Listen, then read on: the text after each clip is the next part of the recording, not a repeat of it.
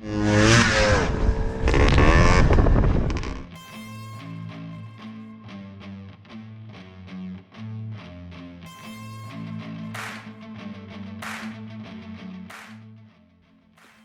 going on, guys? Rob with Oddball here. So, if you guys have ever bled your brakes before, you know that on the Odyssey, it's kind of a pain in the tail. And I actually did a whole different video series on how to do that. And I persisted and it worked out, but it was a painful process.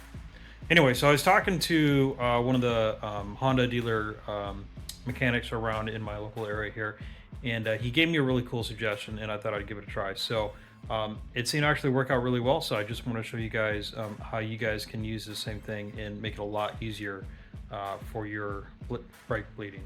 So with that, I'm going to flip the camera around and you guys take a look. All right, so the rear brake is what's the hardest, and we'll see here. I just have my line ran to my bleeder valve, and what he suggested and what I tried is I actually submerged the line all the way in the fluid, and this way I can leave the bleeder valve undone or opened, and I can pump on the brakes. And up here I'll show you,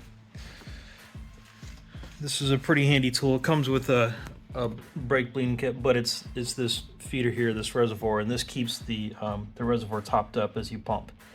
But anyways, point being that with this line submerged in the oil, what it does is that you leave the bleeder valve undone, and you just keep on pumping until you don't have any air.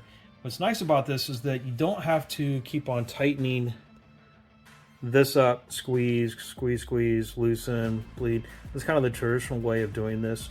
But with this, all the air, it's going to come out through the oil and it's going to burp out, but you're not going to get any new oil going back in because it's submerged in oil. So I just tried this here for me, and it actually ended up working really well. It bled the little bit of air that was left in this from the last round.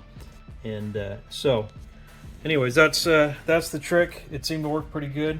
Get a bottle of fluid, get a tube, dump enough fluid in here to keep the tube submerged, pump, pump, pump. Make sure you got something to keep on refilling the valve up front. Keep an eye out, eventually the bulb is going to go away. So with that, I hope you guys enjoyed that little tip, and hopefully it makes your guys' brake bleeding a whole lot easier.